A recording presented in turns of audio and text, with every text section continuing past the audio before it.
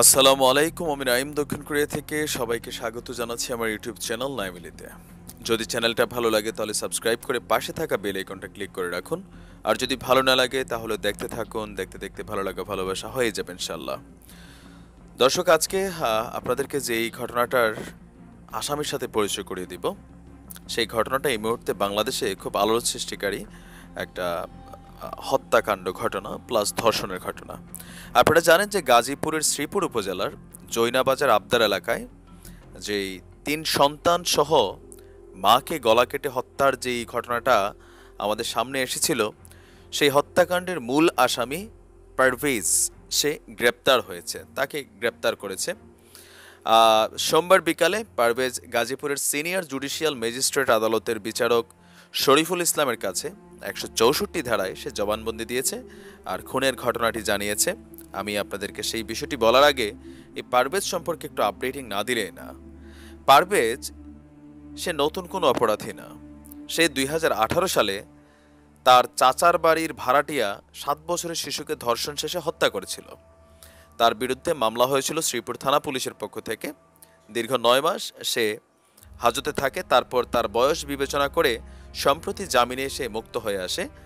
আর এসে এই হত্যাকাণ্ডের পিছনে একটু ঘটনা আছে। এই হত্যাকাণ্ডের একজন ভিকটিম নৌরা, যে বালিকা, তার সাথে পারভেজের একটা কি বলা হয় যে ইফটিজিং বা এই মেয়েটাকে ডিস্টারবেন্সের একটা প্রবণতা ছিল, আগে থেকে আসছি সেই গল্পে এই খুনির বর্ণনার। তো প্রথমে একটা জিনিস আমি একটু না বললেই না, যেটা সাধারণ ক্ষমা অনেক অপরাধের ক্ষেত্রে ঘোষণা করা যেতে পারে বয়স বিবেচনা করে। আমরা কোনোভাবেই ধর্ষণের শাস্তি আবার এটা ১৪ বছরের পোলাই করুক আর ১৮ বছরের পোলাই করুক আর ৭০ বছরের বুইরাই করুক, এই অপরাধগুলোর শাস্তি যখন বয়সের ক্যাটাগরিকে বিবেচনা করে ছাড় দেওয়া হয়, সেই ক্ষেত্রে আসলে আমি জানি না যে এটা কেন এই আইনটা এখনো বলবৎ আছে। এই আইনটা পরিবর্তন করা দরকার। দেওয়া হইতে পারে। আপনি দেখেন, এই একজন ধর্ষক ৭ বছরের বাচ্চাকে সে ধর্ষণ করছে, জেল খাটছে, বের হয়েছে, আবার ধর্ষণ করছে। এই ক্ষেত্রে এই ধর্ষকরা আসলে চেঞ্জ হবে না। দরিদ্রতা অভিশাপ না, কিন্তু কিছু মানুষ আছে দরিদ্র শ্রেণীর মানুষের মধ্যে, তারা জীবনকে উন্নতির পথে না নিয়ে ক্রাইমের মধ্যে জড়িয়ে যায়। আর যখন কোনো একটা ক্রাইম করে, সেটা থেকে সে সাধারণ ক্ষমা পাইলেও তার পরিবর্তনে সে সুযোগ করতে চায় না। আজকে সেই পারভেজদের মতন আসামিদের জন্য আমি এতটুকুই বলবো, সরকারের উচিত ধর্ষণের আইন আপনি পরিবর্তন করুন, নতুন আইন আপনি প্রবর্তন করুন। ধর্ষক যদি এরকম ছোট্ট বাচ্চা বয়সে ছাড় দিতে হয়, তার আন্ডা কাইটা তারপর তারা ছাড় দেন। ডোন্ট মাইন্ড, আমার মেজাজ খুব গরম আছে আজকে। তাকে সোজা ক্রস ফায়ার করতে হবে, কুত্তা দিয়ে তারা খাওয়াইতে হবে, জাতি এরকম বিচার চায়। তো আসছি মেইন ঘটনায়, যে পারভেজের যে জবানবন্দি ছিল সেটা হচ্ছে এরকম।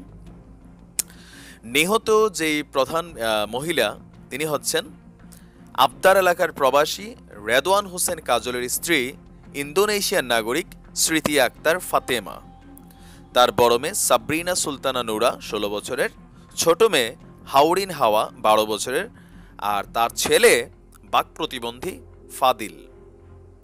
প্রবাসীর স্ত্রী ও ৩ সন্তানকে গলা কাটার ফলে রোববার মধ্যরাতে আবদারপুর এলাকায় অভিযান চালিয়ে পারভেজকে গ্রেপ্তার করেছেন পিবিআই এর পরিদর্শক ইন্সপেক্টর হাফিজুর রহমান। প্রাথমিক জিজ্ঞাসাবাদে সে এটা খুনের বিষয়টা স্বীকার করে। তো ১৬৪ ধারায় সে যে জবানবন্দি দেয়, সেইখানে বিষয়টা সামনে আসে যে আজ থেকে ২ মাস আগেও পারভেজ এই যাদেরকে হত্যা করেছে, এই পরিবারের বড় কন্যা সাবরিনা সুলতানা নুরাকে সে উত্ত্যক্ত করার ফলে তাকে কয়েকবার শাসন করা হয়। আর সে সাবরিনা নুরা সহ তার ফ্যামিলির কাছে মাফ চায়। তার মনে একটা ক্ষোভ ছিল, এটা পয়েন্টেড। সেকেন্ড হচ্ছে, জবানবন্দির বরাতে পিবিআইয়ের পরিদর্শক হাফিজুর রহমান যেটা সংবাদপত্রকে জানিয়েছেন, যে মা ও মেয়ের স্মার্টফোন চুরির উদ্দেশ্যে গত ২৩ এপ্রিল প্রতিবেশী বাবুলের বাড়ির পেছন দিয়ে কাজলের বাড়ির, মানে যেই প্রবাসী যার স্ত্রী মারা গেছেন, তাদের বাড়ির দেয়াল বেয়ে দোতলা বাড়ির ছাদে ওঠে পারভেজ। নিজের কাছে থাকা ব্লেড দিয়ে সে যে ছাদে যে কাপড় শুকানোর রশি আছে, এটা সে কাটে। এটা কেটে ছাদের গ্রিলের সাথে রশি বাইধা সে দোতলার বাথরুমের ভেন্টিলেটর দিয়ে ঘরে ঢুকেন। এখানে আরেকটা বিষয়, ভেন্টিলেটর দিয়ে ঢোকার যে বিষয়টা, অনেকে আছেন এখন বড় বড় থাই গ্লাসের ভেন্টিলেটর করেন, এগুলার ভিতরে গ্রিল লাগান। ভেন্টিলেটরগুলো কিন্তু খালি থাকে থাই গ্লাসের খোপের ভিতরে। যেহেতু এই ঘটনাটা একটা শিক্ষা, যাদের বাড়িতে একটু বড় মাপের ভেন্টিলেটর করছেন বাথরুমে, ভেতর থেকে আপনি গ্রিল লাগিয়ে দেন, নতুন করে মিস্ত্রি আইন না। এটা একটা ক্রাইম হচ্ছে কিন্তু, এটা যেহেতু আমরা একটা ঘটনা দেখছি। পরে সে করে কি, নূরা হারুনের খাটের নিচে লুকিয়ে থাকে। সে রুমে ঢুইকা নূরা হারুনের খাটের নিচে লুকায়। তো যেই মেয়েটা, বড় মেয়েটা যাকে উত্ত্যক্ত করতো, তার কানে হেডফোন ছিল, আর ছোট বোন হাওরিন ঘুমাইছিল।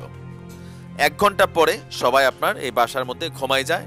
তখন সে রান্নাঘর থেকে বটি নিয়ে দোতলায় যায় মোবাইল নেওয়ার জন্য। নূরার মায়ের কক্ষের দরজার লক খোলার চেষ্টা করে সে ভেতর থেকে মেবি। তো লক যখন খোলে, দরজার শব্দে ইন্দোনেশিয়ার নাগরিক স্মৃতি যিনি, তিনি জেগে ওঠেন। তিনি বাথরুম ও আশেপাশে কেউ আছে কিনা খোঁজ করেন। এই সময় ফাতেমা তাকে দেখে চিনে ফেললে চিৎকার দিতে এলোপাতাড়ি কুপিয়ে হত্যা করেন।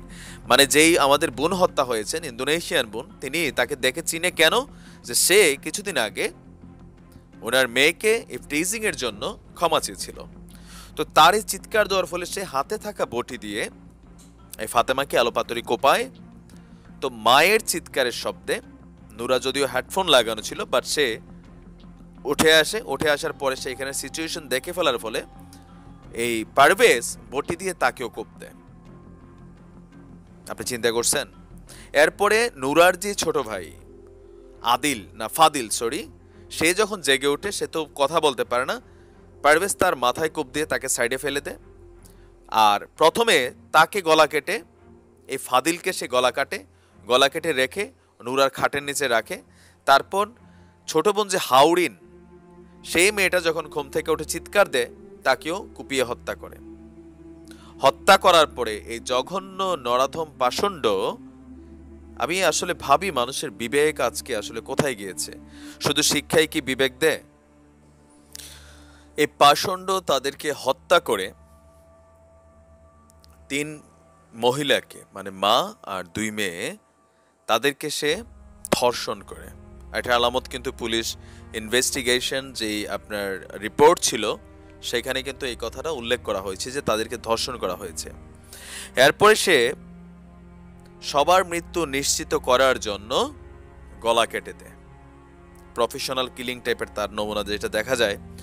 তো সর্বশেষে সে নূরার মায়ের, মানে আমাদের ইন্দোনেশিয়ান বোনের গলায় যে স্বর্ণের চেইন ছিল, কানের দুল, নাকফুল, আর ওনার যে 2 কন্যা আছে তাদের কান থেকেও কানের দুল এবং হাতের রিং খুলে নেয়। আলমারি খোলে আরও 2টি স্বর্ণের চেইন, আংটি, একটি ডায়েরি, তারপর হচ্ছে নূরার মায়ের রুম থেকে 2টি মোবাইল, আর হচ্ছে যে সবকিছু নিয়ে সে তার নিজের পায়জামার পকেটে নেয়।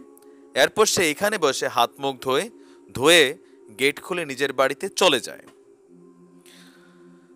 তো জিজ্ঞাসাবাদের পরে সোমবার ভোরে পারভেজের স্বীকারোক্তি অনুযায়ী তার ঘরের মধ্য থেকে পায়জামার পকেটে লুকিয়ে রাখা স্বর্ণালঙ্কার এবং রক্তমাখা গেঞ্জি ও মোবাইল উদ্ধার করা হয়। তো এই পারভেজ, এই যে ইন্দোনেশিয়ান ফ্যামিলিটা এখানে ছিল, আমাদের সেই বোন বা কাজল ভাইয়ের বাড়ির সাথী প্রতিবেশী, তার বাবার নাম হচ্ছে কাজিম উদ্দিন। দর্শক, এই ঘটনাগুলো সমাজে নতুন না, খুবই হচ্ছে। আর প্রবাসীদের স্ত্রী সন্তান যারা আছে, তারা আসলে নানান নিরাপত্তাহীনতায় ভোগে। এখন মানে আপনি যে কাকে কি বলবেন এই খুনে ধরা সমাজের, তবে আমি এতটুকু বুঝি আমার ছোট্ট মস্তিষ্ক থেকে, এই অপরাধগুলার শাস্তির জায়গাটা যতদিন খুব ভয়াবহ না হবে, ততদিন এইগুলাকে মানে আপনি কোনোভাবেই থামাতে পারবেন না। মানুষ ভয় পায়, পবিত্র কোরআন থেকে শুরু করে পবিত্র বাইবেল আপনি বলেন বা পবিত্র গীতা বলেন, যার যেটাই আছে, প্রত্যেকটা জায়গায় মানুষকে ভয় দেখিয়ে আপনার কিছু আমাদেরকে গাইডলাইন দেওয়া হয়েছে। এখন এই গাইডলাইনগুলো যদি আমরা শাস্তির জায়গাটা নিশ্চিত করতে না পারি, তাহলে সেটা কখনোই পরিবর্তন হবে না। ধর্ষণের শাস্তি, আমি আবারও বলি, হোক প্রতিবাদ সকলের পক্ষ থেকে। ধর্ষক, তার বয়স যাই হোক, সে ধর্ষক, সে বোঝে তার শরীরের যৌন চাহিদা আছে নরপশুর মতন। এই আজকের পারভেজ, তারে যদি 2018 সালের মামলায় ক্রসফায়ার করা হইতো, তাহলে আজকে 4টি জীবন শেষ হইতো না। আর কাজল ভাই তো জীবিত মৃত হয়ে গেছে, যার পরিবারের সাথে এই ঘটনাটা ঘটছে। আমরা প্রবাসে থাকি, পরিবার দেশে থাকে, তাদের ভালো থাকার জন্যই আমরা দিনরাত পরিশ্রম করি।